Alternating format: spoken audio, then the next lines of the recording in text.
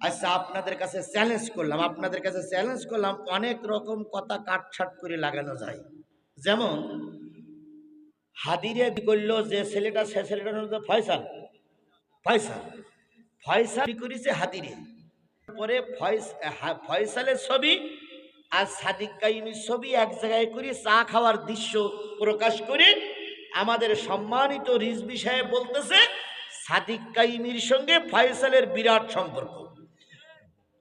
আবার পুলিশের একজন কমিশনারের সঙ্গে ফয়সালের চা খাওয়ার দৃশ্য দিয়ে বলতেছে এর সঙ্গে বিরাট সম্পর্ক।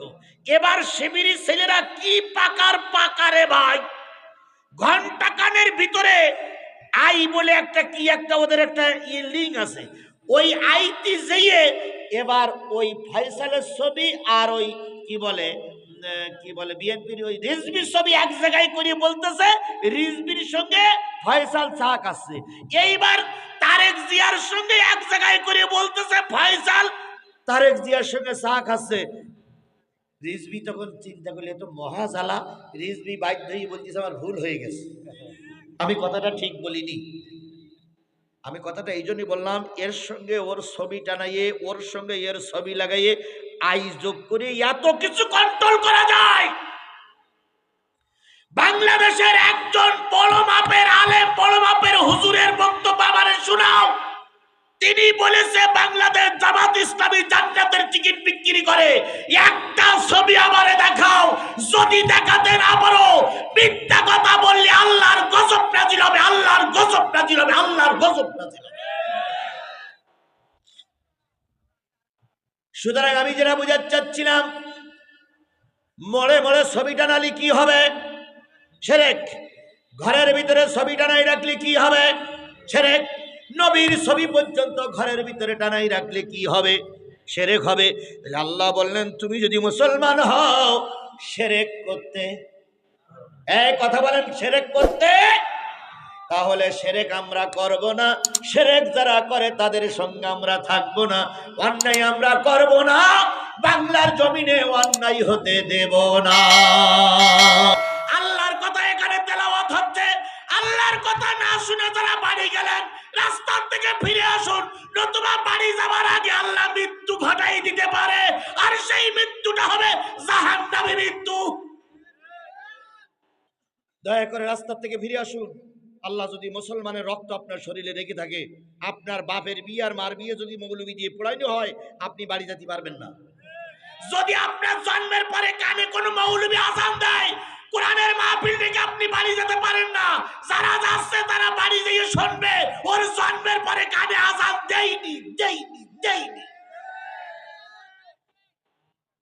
তিনটে লোকের ছুটি দেবো মাত্র, তার ভিতরে সোহেল ভাই, আলী আসগার ভাই আর শামীম ছুটি দেওয়ার আগেই চলে গেছে।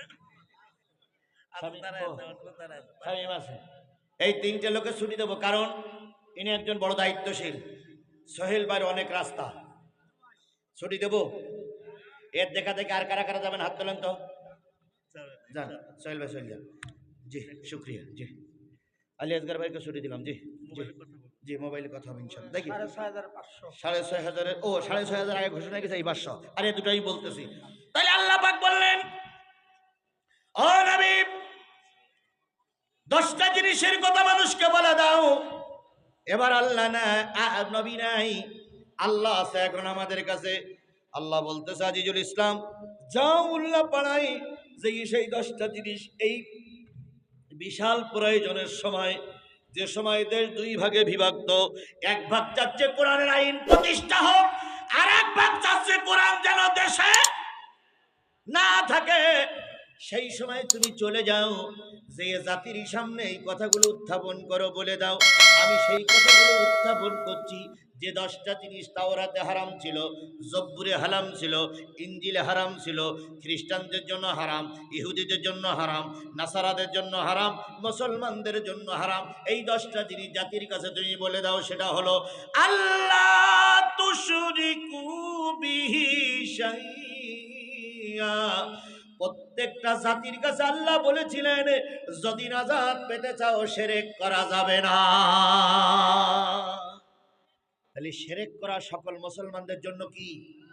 এই কথা বলেন, শিরক করা সকল মুসলমানদের জন্য কি হারাম? এবার বলুন, আমাদের পাশে আশপাশে আপনাদের এলাকায় কিছু হিন্দু ভাই আছে না নাই? এই কথা বলেন, কিছু হিন্দু ভাই আছে না নাই? ওনারা দুর্গা পূজা করে, ওটা ওনাদের ধর্মের বিধান, ওই ধর্মের বিধান ওনারা করবে। ওনাদের ধর্মের অনুষ্ঠানে আমাদের গেলে কি হবে বলেন? শিরক হবে, হারাম না, শিরক হবে। কারণ আমরা দেবদেবীতে বিশ্বাস করি না, আমরা বিশ্বাস করি আল্লাহ। কথা বলেন, সুতরাং ওনাদের অনুষ্ঠান ওনারা করবে, ওরা ওনাদের ধর্মের বিধান, কিন্তু আমরা গেলে কি হবে? শিরক হবে। আল্লাহ বলতেছে কোন মুসলমান দেবদেবীর অনুষ্ঠানে যে উলু উলু দিতে পারবে না, তারপর ওদের অনুষ্ঠানে যে শিরক করতে পারবে না, কারণ ওরা শিরক করতেছে না, ওরাই ওদের ধর্ম পালন করতেছে। তাই যদি হয় দেবতার গলায় ফুলের মালা পরাইলে যদি মুশরিক হয়, আপনি আওয়ামী লীগ করেন, ঘরের ভিতরে মুজিবারের ছবি, শেখ হাসিনার ছবি, যদি আপনি শেখ হাসিনার ফুলের গলায় মালা পরান, মুজিবারের ফুলের গলায় মালা পরান, আর মুজিবারের ছবি শেখ হাসিনার ছবি যদি ঘরের ভিতরে টানাই রাখা হয়, নিঃসন্দেহ ওটা শিরক। এবার আসেন, গোটা বাংলাদেশের সবচেয়ে বড় আলেম হলো আল্লামা দেলোয়ার হোসেন সাঈদী। এই কথা বলেন, এর ভিতরে কোনো সন্দেহ আছে? যদি আমরা আল্লামা সাঈদীর ছবি বানাইয়া আল্লামা সাঈদীর ফুলের গলায় যদি ফুলের মালা পরাই, গুনার কাজ হবে না সওয়াবের কাজ হবে? জোরে বলেন, গুনার কাজ হবে না সওয়াবের কাজ হবে? ওটা হবে মুশরিক, শিরকের কাজ। এবার আসুন আর একটু দূরে যাই।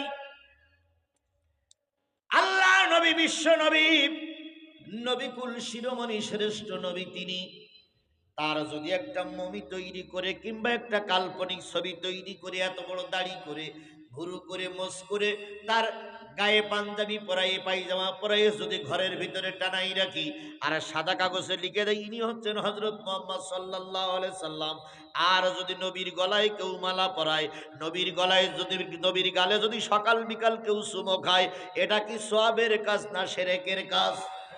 এই জোরে বলেন, সওয়াবের কাজ না শিরকের কাজ?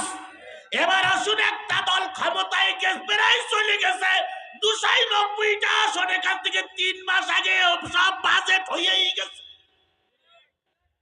ওনাদের নেতার ছবি যদি মোড়ে মোড়ে টানায়, ওনাদের নেতা যদি ঘরের ভিতরে টানাই রাখে, অফিসে টানাই রাখে, এটাও কি শিরক হবে না হবে না? জোরে বলেন, হবে কি হবে না? তাহলে আল্লাহ রাব্বুল আলামিন বললেন, কোন শিরকের ভিতরে ধরা পড়ে এমন কোন কাজ যদি করো, ইহদিনাস সিরাতাল মুস্তাকিমের পথে থাকলে না, তোমরা শয়তানের পথে চলে গেলে, তাহলে আগামীতে বাংলাদেশে যদি কোন ছবি টানানোর নিয়ত কোন দল করে, ওই দলটা শিরকি দল, ওই দলের সাপোর্ট একজন ইমানদার করতে পারবে না। কথা কি ক্লিয়ার? আবার উল্টো ফতোয়া দিয়েন না, জানাস থাপটাই কিন্তু গালে দাঁত ফেলাই দেবো একদম। আমরা বলি একরকম আর ওরা বোঝে আর একরকম। আচ্ছা বলেন তো, এখানে জামাতের নেতারা ওয়াজ করে চলে গেছে, আমি একবারও জামাতের নেতাদের প্রশংসা করি আসমানে তুলেছি? আবার বিএনপির নেতারা এখানে নাই, কোনো বিএনপির বিরুদ্ধে কোনো কথা হয়েছে, তাহলে যেটা শুনবেন সেইটাই বলবেন। এখন তো সব মিথ্যা ভুলভাল বলে বেড়াচ্ছে। হুজুরদের বিরুদ্ধে প্রায় বলে হুজুররা জান্নাতের টিকিট বিক্রি করতেছে।